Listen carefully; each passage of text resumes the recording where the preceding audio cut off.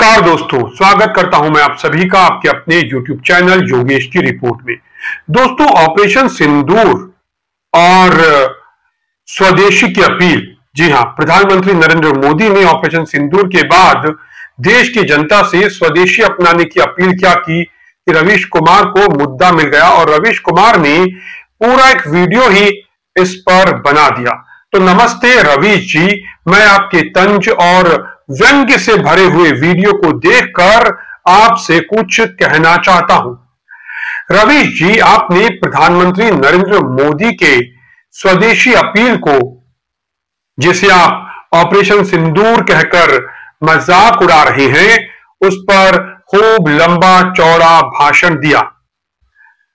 लेकिन रवीश जी, क्या आपने इस अपील के पीछे का भाव समझने की कोशिश की इस वीडियो को बनाने से पहले, या फिर बस अपने स्टूडियो में बैठकर आईफोन पकड़कर तंज कसना ही आपका मकसद था? तो आइए रवीश जी, आपके अंदाज में थोड़ा तथ्य, थोड़ा तर्क और थोड़ा व्यंग्य के साथ जवाब देते हैं आपके इस वीडियो का। सबसे पहले रवीश जी, आपने कहा कि मोदी जी के भाषणों की संख्या और पंच लाइनों की गति से आप काफी नाराज हैं। अरे रवीश जी, क्या आपको लगता है कि देश को प्रेरित करने के लिए जनता के बीच जाकर उनके दिल में स्वदेशी का जज्बा जगाने के लिए भाषण नहीं होना चाहिए? आप तो खुद ही हर दिन वीडियो बनाकर पंच लाइन छोड़ते हैं, और फिर मोदी जी की अपील पर इतना हंगामा क्यों? क्या देश को आत्मनिर्भर बनाने की जो बात है वो करना गलत है?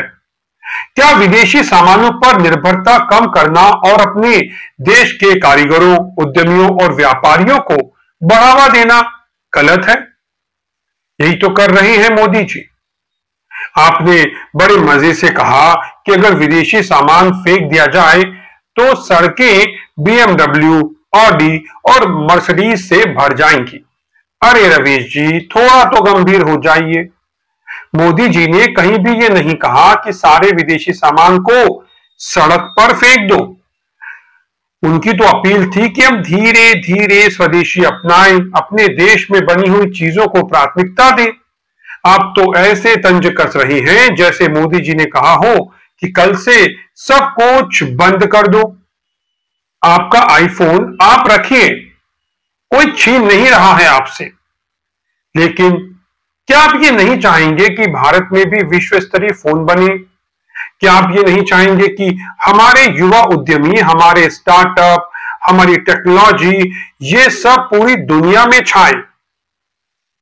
आपने ऑपरेशन सिंदूर का मजाक उड़ाया रवीश जी, लेकिन ये सिर्फ एक नाम नहीं है रवीश जी, ये एक भावना है।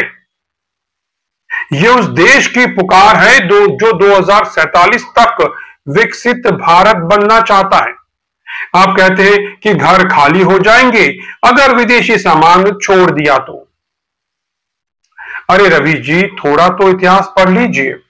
जब गांधी जी ने स्वदेशी आंदोलन चलाया था तब भी तो लोगों ने विदेशी कपड़ों की होली जलाई थी। तब क्या लोगों के घर खाली हो गए थे? नहीं, बल्कि हमारी खादी, हमारे कारीगरों को नई ताकत मिली थी। आज भी वही जज्बा चाहिए रवीश जी। आपने चीन से बढ़ते हुए आयात का जिक्र किया अपने वीडियो में। हाँ, ये सच है कि आयात बढ़ा है रवीश जी, लेकिन क्या आप ये भूल गए कि मोदी सरकार ने ही मेक इन इंडिया शुरू किया? क्या आप ये भूल गए कि भारत में आज स्मार्टफोन से लेकर सोलर पैनल तक बन रहे हैं? रवीश जी, अर्थव्यवस्था इतनी आसान नहीं होती कि एक ही दिन में सारी विदेशी चीजें बंद कर दी जाएं। ये एक प्रक्रिया है और इस प्रक्रिया में जनता का समर्थन चाहिए। लेकिन आप तो ऐसे कह रहे हैं जैसे सरकार कुछ कर ही नहीं रही। क्या आपको नहीं दिखता कि भारत आज दुनिया में तीसरी सबसे बड़ी स्टार्टअप इकोसिस्टम बन चुका है? क्या आपको नहीं दिखता कि हमारी जो डिजिटल अर्थव्यवस्था है, वो हमारा जो यूपीआई है, वो दुनिया में एक मिसाल बन रहा है?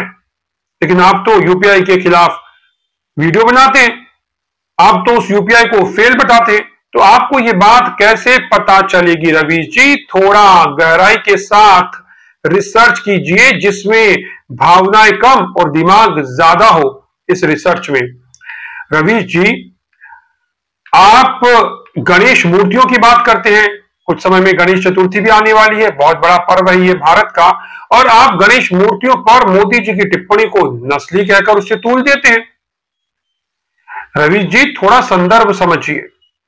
प्रधानमंत्री नरेंद्र मोदी जी का कहना था कि हमें अपनी संस्कृति, अपनी कला को बढ़ावा देना चाहिए। अगर वो कहते हैं कि हम अपनी बनाई मूर्तियों को अपनाना चाहते हैं, तो इसमें नस्लवाद कहां से आ गया?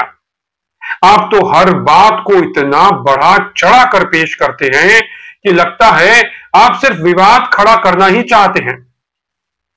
आपने कहा कि लोगों के पास विदेशी सामान की सूची बनाने का समय नहीं है। रवीश जी, ये सूची बनाने की जो बात है, ये कोई सरकारी फरमान तो है नहीं, ये तो एक जागरूकता की बात है। ये हमें ये सोचने के लिए प्रेरित करता है कि हम कितना अपने देश के उत्पादों को बढ़ावा दे सकते हैं। आप तो ऐसे कह रहे हैं जैसे लोग अपने देश के लिए 2 मिनट भी नहीं निकाल सकते। अरे, अगर हम अपने खरीदने की आदतों पर थोड़ा विचार करें, अपने स्थानीय कारीगरों, छोटे व्यापारियों को सपोर्ट करें, तो इसमें क्या गलत है रवीश जी? आपने उत्तर प्रदेश सरकार के चीनी फुटवेयर कंपनियों से निवेश के ट्वीट का जिक्र भी किया। रवीश जी, निवेश का मतलब यह नहीं है कि हम विदेशी सामान खरीद रहे हैं। निवेश का मतलब है कि हम अपने देश में रोजगार पैदा कर रहे हैं, हमारी फैक्ट्रियां चला रहे हैं। तो क्या ये गलत है? क्या आप नहीं चाहते कि भारत में विदेशी कंपनियां आए और हमारे लोगों को रोजगार दें? आप तो हर बात में विरोधाभास ढूंढ लेते हैं रवीश जी, लेकिन थोड़ा सकारात्मक नजरिया भी अपनाइए रवीश बाबू। आपने बीजेपी समर्थक व्यापारियों पर भी तंज कसा कि क्या वो विदेशी सामान फेंक देंगे। अरे रवीश जी, ये अपील किसी एक पार्टी के लिए नहीं बल्कि पूरे देश के लिए है। स्वदेशी का मतलब है कि हम सब मिलकर अपने देश को मजबूत करें। आप तो ऐसा कह रहे हैं जैसे कि सिर्फ बीजेपी समर्थक ही व्यापार करते हैं। क्या कांग्रेस समर्थक, क्या आम आदमी, क्या कोई और, क्या वो लोग स्वदेशी की बात नहीं सुन सकते? क्या वो लोग व्यापार नहीं करते? आपने कहा कि विदेशी सामान की परिभाषा अगर अस्पष्ट है। रवीश जी, ये इतना जटिल नहीं है। स्वदेशी और विदेशी की परिभाषा में आप देश को क्यों उलझाना चाहते हैं? और आप ये कहते हैं कि विदेशी सामान की तो परिभाषा ही स्पष्ट नहीं है। अरे रवीश जी, ये इतना कॉम्प्लिकेटेड भी नहीं है जितना आप इसे बना रहे हैं। स्वदेशी का मतलब है कि जितना हो सके भारत में बनी चीजों को प्राथमिकता देना। अगर कोई कंपनी भारत में सामान बनाती है तो वो स्वदेशी है, भले ही उसका नाम विदेशी हो। और आप हैं कि इतनी छोटी सी बात आपको समझ नहीं आ रही और स्वदेशी विदेशी के कंफ्यूजन में खुद भी खोए हैं और वीडियो बनाकर पूरे देश को भी कंफ्यूज कर रहे हैं। रवीश जी, एग्जाम्पल से समझिए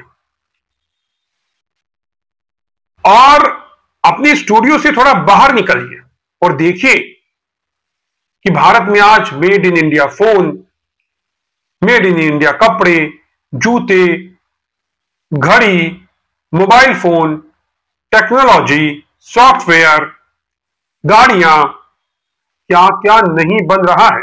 और अंत में रवीश जी, आपने ये कहा कि सब हंसने की बात भी नहीं है।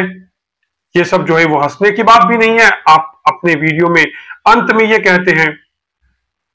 लेकिन रवीश जी, मैं कहता हूं कि हंसने की बात तो तब हो जब आप हर सकारात्मक अपील को तंज और व्यंग्य का मौका ना बनाएं। आप तो हर बात को, हर सकारात्मक बात को तंज और व्यंग्य बना लेते हैं, उस पर एक वीडियो बनाते हैं। तो अब आप ही बताइए कि जब कोई आपके वीडियो देखेगा तो हर बात में जो आप व्यंग्य करते हैं तो उसको हंसी नहीं आएगी क्या? कोई उसे रोक पाएगा?